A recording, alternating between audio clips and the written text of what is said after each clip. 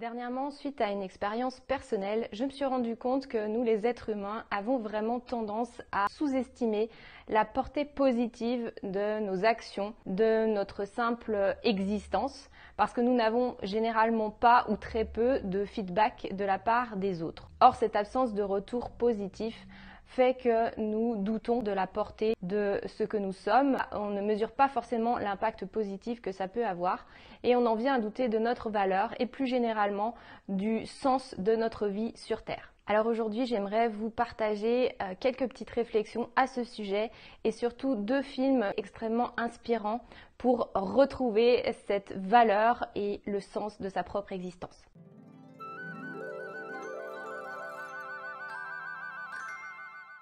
La première chose que je voudrais dire, c'est que finalement, si nous doutons de notre valeur, c'est généralement parce que nous nous basons sur un retour extérieur pour confirmer cette valeur, pour la valider. Certes, nous aurions à gagner à tous exprimer un petit peu plus l'effet positif qui a eu une écoute bienveillante, un sourire, une action inspirante qui nous a donné envie de faire la même chose.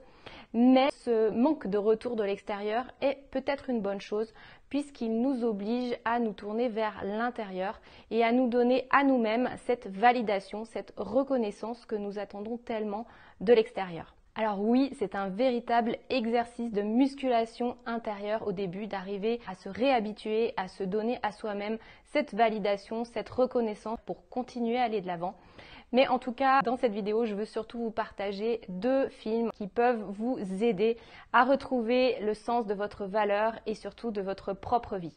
Le premier film s'intitule La vie est belle et c'est un vieux film en noir et blanc qui date de 1946, donc vraiment rien à voir avec le film assez connu réalisé par Benigni plusieurs années après. Et ce film est assez intéressant puisqu'il nous retrace l'histoire d'un personnage central, George Bailey, qui arrive à un moment de sa vie assez inextricable où il ne voit pas d'autre solution pour s'en sortir que de se suicider. Il va donc se rendre sur un pont et là, miracle, appelé par les prières de ses proches, son ange gardien va venir et le sauver in extremis de la noyade. Mais le héros, à ce moment-là, et c'est là que le film commence à devenir intéressant, n'est pas du tout sauvé puisqu'il considère que son existence n'a eu aucun impact positif et qu'il aurait mieux valu qu'il n'existe jamais. Son ange gardien lui propose alors de voir, de parcourir le monde, la ville dans laquelle il vit, en admettant qu'il n'a jamais existé. Il va alors se rendre compte que le nom de la ville n'est pas celui qu'il a connu parce qu'un escroc a pris la tête de la ville. Sa future femme n'est pas devenue sa femme, elle est devenue vieille fille, elle est malheureuse et tout un tas d'événements par un effet domino n'ont pas pu se produire et une série de catastrophes ont eu lieu à la place. Bref, vous avez compris, l'idée de ce film est de prendre conscience de l'impact qu'a eu sa propre existence dans l'enchevêtrement du monde et de toutes les autres vies. Oui, notre vie a un véritable impact et a changé beaucoup de choses pour beaucoup de monde.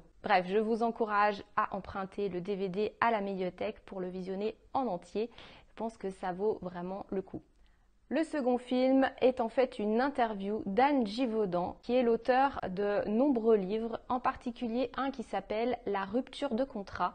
Alors Anne Givaudan, pour faire court, elle est très connue depuis très longtemps dans le milieu du développement personnel et spirituel pour être capable d'échanger avec des esprits situés sur des plans plus subtils qui veulent partager des messages importants et lumineux aux êtres humains de la planète. Dans ce livre qu'il lui a été demandé d'écrire, elle canalise donc des récits d'esprits subtils qui ont connu le suicide lors d'une incarnation. Un de ces témoignages m'a particulièrement bouleversée, je vais vous partager ici. Il s'agit de l'histoire d'un homme qui était incarné à l'époque de la guerre d'Indochine et qui s'est retrouvé à tuer beaucoup d'êtres humains, à torturer et parfois à violer, comme ça se pratique dans les guerres. Plusieurs années après, de retour dans son pays, il est américain, il va vouloir reprendre une vie normale, mais impossible. Il va se retrouver à avoir des hallucinations et se mettre à voir les visages de toutes ces personnes à qui il a fait du mal en Indochine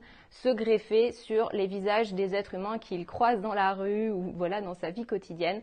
et sa vie va devenir un enfer. Il va essayer de chercher de l'aide, de prendre des médicaments pour stopper ses hallucinations, mais rien n'y fera et il finira par se tourner vers le suicide, pensant mettre fin à ses tourments. Mais, et c'est un des messages très forts du livre, même une fois passé de l'autre côté, les tourments qu'il cherche à fuir ne vont pas se terminer et il va continuer à être poursuivi, harcelé par ces images, ces visages des personnes à qui il a fait du mal. Finalement, dans cette entre-deux-vie, il va être décidé, en accord avec lui, qu'il se réincarne très rapidement sous la forme d'un jeune homme qui va naître dans une famille américaine à nouveau et qui aura dès l'enfance la vocation de devenir pompier.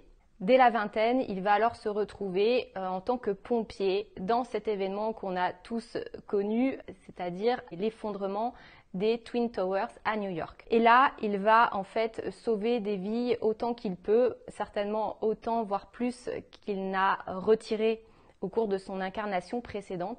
Et à un moment, les tours menacent de s'effondrer. Son chef lui ordonne de ne plus retourner dans le bâtiment. Il va désobéir, il va y retourner quand même. Et une des dernières choses qu'il va faire dans cette existence-là, eh bien, ça va être de sauver une femme qui tente de se défenestrer pour échapper aux flammes. Et il va réussir à l'évacuer du bâtiment. Et au moment où elle va se retourner, il va découvrir que c'est une femme vietnamienne. Et c'est le dernier visage qu'il va voir avant de mourir lui-même.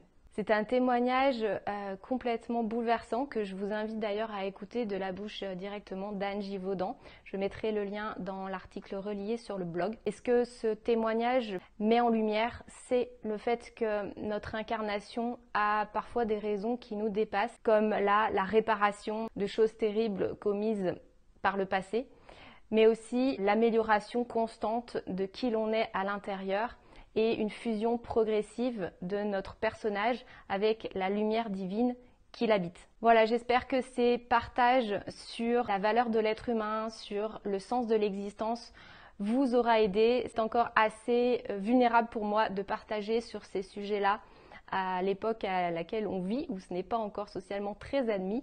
Mais en tout cas, c'était vraiment important que je le fasse. Et si ça a pu aider une seule personne, eh bien, j'en serais très heureuse. Et je me valide moi-même intérieurement de l'avoir fait, quels que soient les retours ou l'absence de retour que j'aurai suite à cette vidéo. Je vous invite vraiment à en faire autant. Et je vous dis à bientôt pour une prochaine vidéo. Ciao!